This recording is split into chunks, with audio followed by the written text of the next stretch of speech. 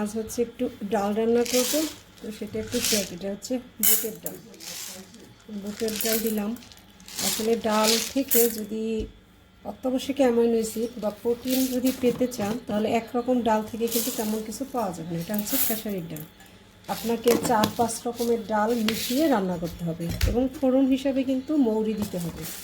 তাহলে ডালের যে অত্যাবশ্যকীয় অ্যামাইনো অ্যাসিডটা আপনার শরীরে ভালো অ্যাবজর্ব করবে। এটা হচ্ছে মাসকলাইয়ের ডাল, দেশি মাসকলাইয়ের ডাল।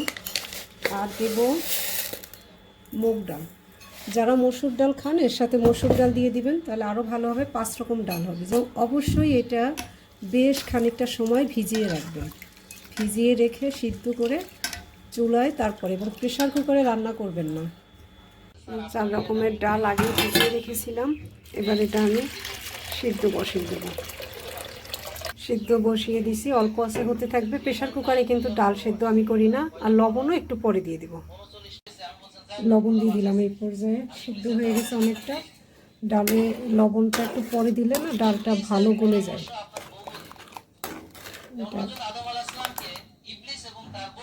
ডালটা কিন্তু অনেকটাই সিদ্ধ হয়ে গেছে। একটু কাটা দিয়ে দিই। অনেকে মাটির কড়াইতে রান্না করতে ভয় পান, দেখেন আমি মাটির কড়াইতে ডালও কাটা দিচ্ছি। কিন্তু তবে একটু সাবধানেই করতে হবে, কারণ এটা তো ভোগের জিনিস। তবে ভালো এটা। এবং আমি যেখান থেকে নেই, আমি অনেক কমেন্টে সব জায়গা বলে দিই আমি কোথা থেকে নেই। বগুড়ার পালপাড়া থেকে ইচ্ছে মৃৎ শিল্প নামে একটা পেজ ওরা খুলে নিয়েছে। আমি ওদেরকে রিকোয়েস্ট করেছিলাম যে একটা পেজ খুলে সবাই যেন ভালো জিনিসটা পায়। ওরা পেজ খুলছে, একটা ছাত্র। তো ওদের থেকে আপনারা চাইলে এটা নিতে পারেন। দাম কিন্তু অনেক কম। আমি কাটা দিয়ে নিলাম। ডালে একটু সবজি দিয়ে দিই। মূলা দিব। দেখেন এই যে মূলার ডাঁটগুলো, এটা আমি গ্রামের নিজে জমি থেকে মূলা তুলে নিয়ে এসেছি। সেজন্য আমি ডাঁটগুলো ফেলবো না। এবং এই মূলার ডাঁটে কিন্তু প্রচুর পরিমাণে ভিটামিন সি থাকে। এটা আমি ধনেপাতা দিয়ে রান্না করব, দেখাবো আপনাদেরকে। এটা সিদ্ধ, অল্প সিদ্ধ হলেই আমার এই রান্নাটা শেষ হয়ে যাবে।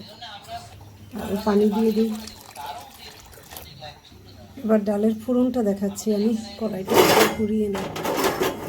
এই যে আমি কোকোনাট কুকিং অয়েল দিব, কিন্তু রান্না শেষে ওটাতে একটুখানি সরিষার তেল আমি দিয়ে দিই।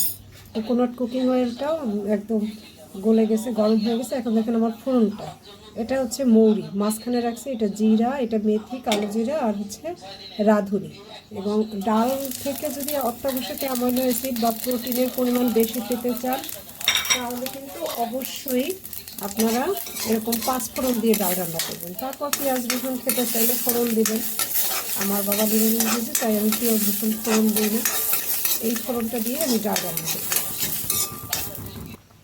দিয়ে দিলাম কাঁচামরিচ। ফোড়নগুলো আমি মিশিয়ে দিচ্ছি।